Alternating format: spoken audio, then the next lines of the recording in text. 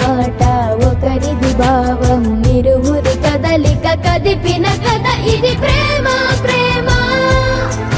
తిరిగొచ్చే తీయగా ఇది ప్రేమ ప్రేమ ఎదురొచ్చే హాయిగా ఇది మనసుని తడిపిన క్షణము కదా